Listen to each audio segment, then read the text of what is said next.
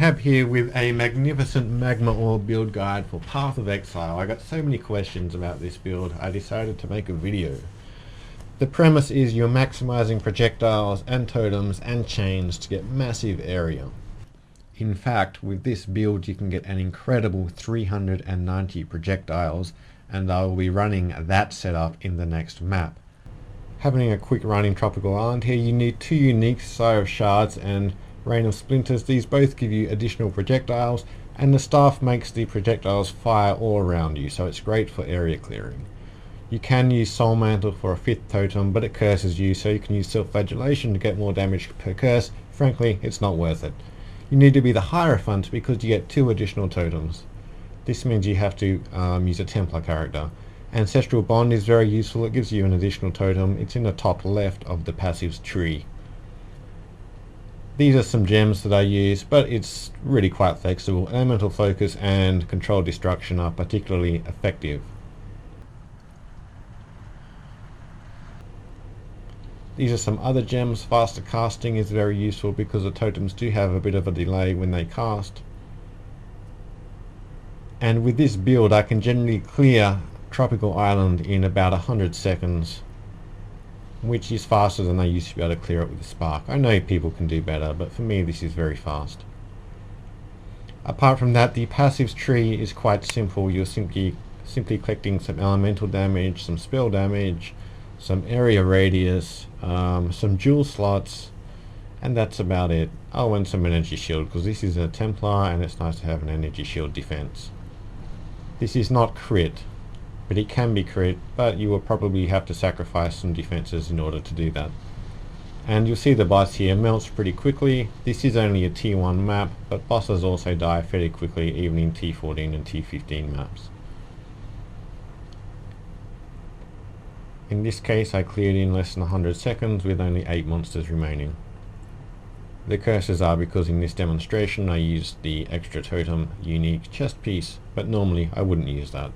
So this is a more realistic setup where I'm down to 7 projectiles and 4 chains. I get 2 chains from Magma Orb itself and 2 chains from a enchanted helmet that I'm wearing. Do not use the chain gem, it costs you too dearly in terms of damage reduction.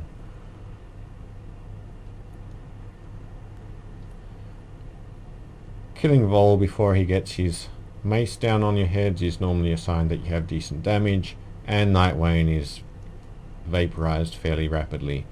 This is the first boss room from Atziri. We can take care of these bosses pretty easily, but it's not a one-shot build, so we do have to run around a little bit and try and stay alive while the totems do the damage for us. And I'm hard casting Flammability to increase the damage.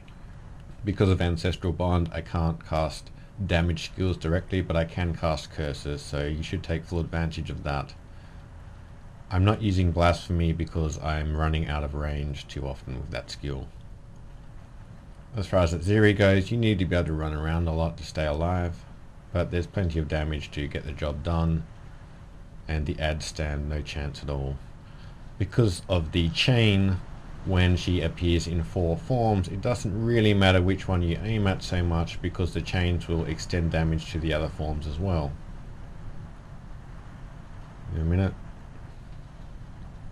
This is the Canyon map using a 5-link setup with the increased AoE gem, lots of area, plenty of damage, and the boss is dead. This is a T12 map. This is Village Ruin. The boss here is probably responsible for more rips than just about any boss in the game. It does have a lot of health, and in this map I rolled plus 45% monster life. You really need to avoid getting hit. You shouldn't do the fight beneath this archway because you can't see what's going on. So I use the totems just to lure the boss down the bridge and bit by bit get his health down.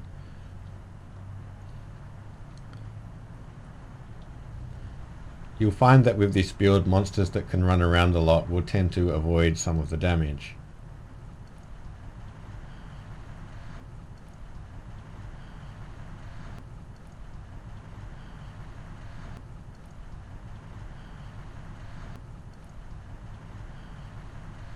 This is a Ti5 Core map in one of the boss rooms with Chevron.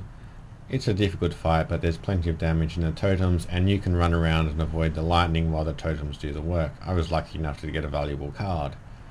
This is Dodri. She has a lot of health, but it's really no problem for this build. So that's about it. This has just been a teaser video. If there's a good response, I might make another video if people are interested, where I go over some of the finer details with this build. But I'll leave you with this Malachai fight. Core Malachai, one of the most difficult fights in the game. And I might have ripped a couple of times, but I'll leave you to watch this till the end. Thanks for watching.